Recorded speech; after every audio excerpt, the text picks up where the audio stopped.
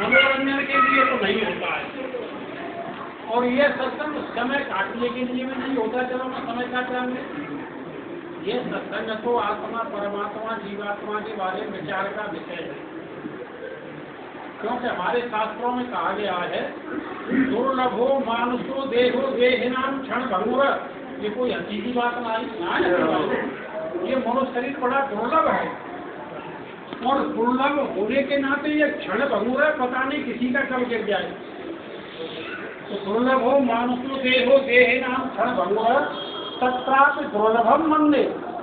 इससे दुर्लभ हुआ है उस परमात्मा की प्राप्ति की इच्छा जागृत करना। तो परमात्मा की प्राप्ति के लिए हमें अनेक प्रकार के जो साधन हमारे शास्त्रों में संत भक्त बोलते हैं वही अपनाने हैं।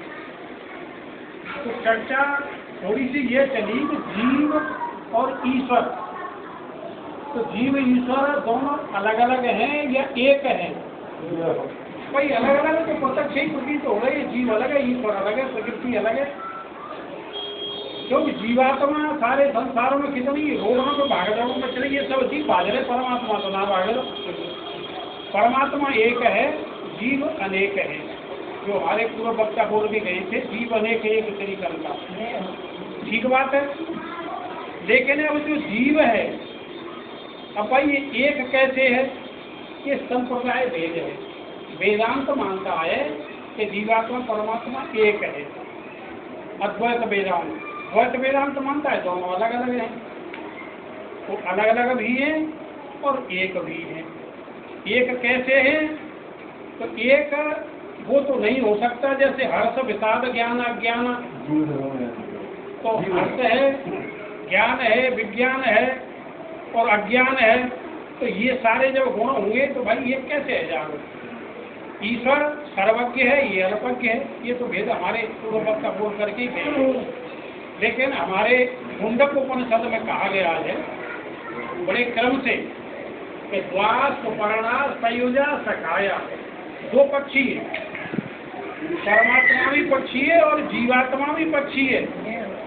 द्वा सुपर्णा सयुजा सखाया, और दोनों आपस में कैसे सखाए दोनों, और एक है। एक माने वो भी चेतन है, ये भी चेतन है। द्वा सुपर्णा सयुजा सखाया समानम वृक्षम परिसत्व जाते। के शरीर रूपी वृक्ष में एक हृदय रूपी घोंसला है, हृदय में ये दोनों बैठे हुए। अब एक जो है आत्मा इस संसार के भोगों में आसक्त हो गया, और एक जो आत्मा है वो इसकी चौकसी करता रहता है, देखता रहता है। तो द्वा सुपर्णा सयुजा सखाया समानम वृक्षम परिसत्व जायते तयोरण्य पिप्पलम स्वादत नष्टनयो अवचाक एक देखता रहेगा। फिर क्या है? समाने वृक्षो पुरुषो निमग्नो, एक तो निमग्न हो गया इसमें। अनिशया सोचते मुह्यमान, पराधीन होकर के अनेक प्रकार का शोक मोह और भय करता रहता है।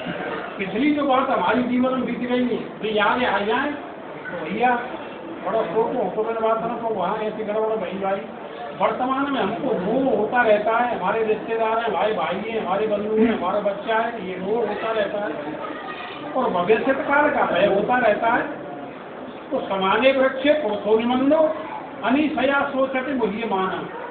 लेकिन दुष्टम मेरा पश्चात अन्य भी सम्मत है, अपने से भिन्न जो ईश्वर है, भक्तों द्वारा जो सेवित है, अगर उसकी ही आराधना करता है, उसका भजन करता है। अब भजन भाई बहुत से लोग तो राम नाम कोई नहीं स्वीकार करते, राम नाम का तो कोई भजन नहीं, कृष्ण नाम का कोई भजन नहीं है, ओम नाम का भजन है। चलो ओम नाम मान लो भाई, ओम भी वही है, कृष्ण भी वही है और राम भी वही है। केवल हमारे विचार और वाको सिद्धांतों को फर्क हो, तो किसी प्रकार से किसी भी नाम से उसकी आराधना अनिवार्य है। तो समाने वृक्ष प्रोन्मग्नो अनिशया सोचते मुह्यमान मेरा पश्चात अन्य भी सम्मत महिमान अमित भी सोचकर, परमेश्वर की महिमा जाके पास आई तो इसको बोलते रहते हैं यहाँ। और फिर बताया गया कि भाई देखो परमात्मा कहाँ है। यदा पश्यते रूपम वर्णम, जब ये दृष्टा जीवात्मा उस परमेश्वर की तरफ देखता है यदा पक्ष पक्षते रुकुम वर्णन कर्तार मीशम सारे प्रकार का कर्ता धरता है और सबका ईश्वर है, सबका पालन करता है।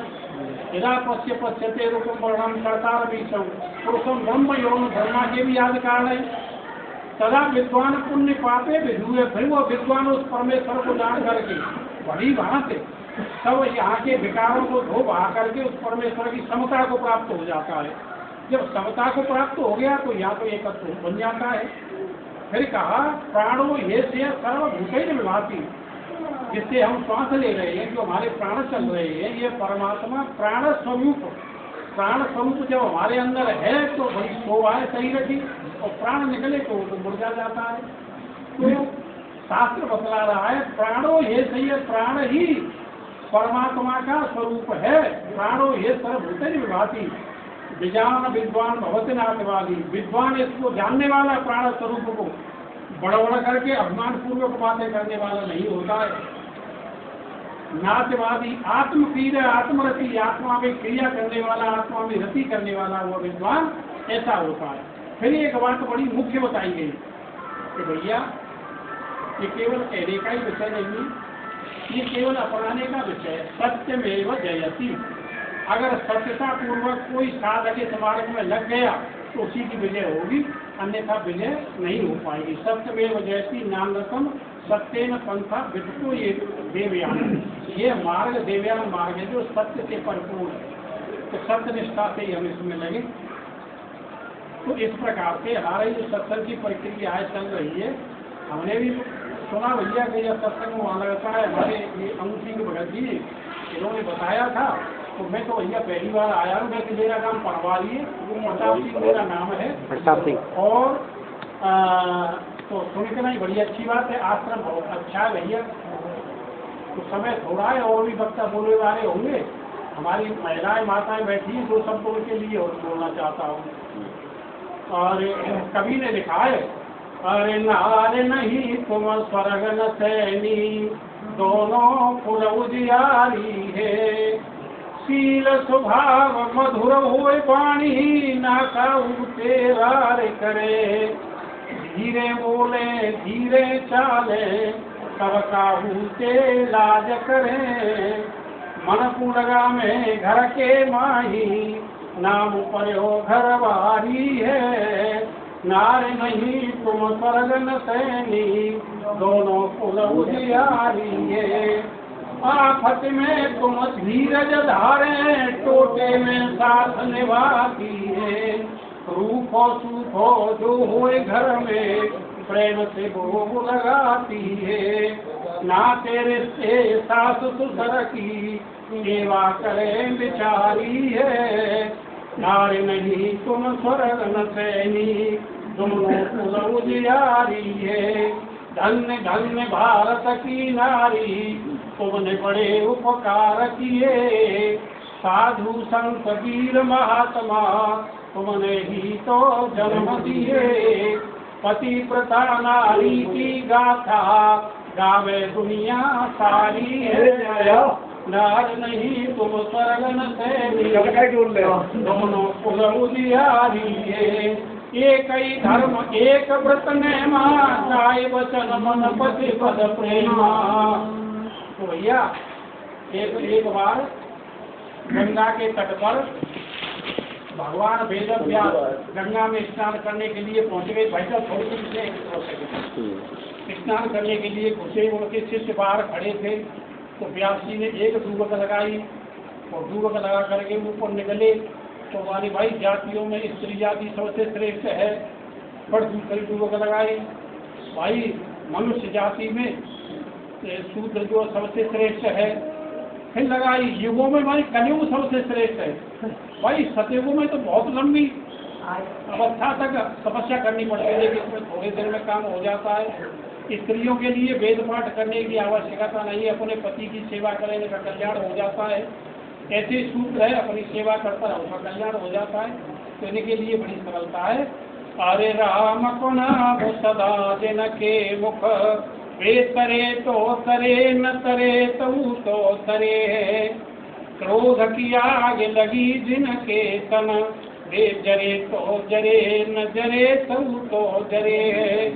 माता पिता की सेवा जो करते वे खरे तो खरे न खरे तो खरे है।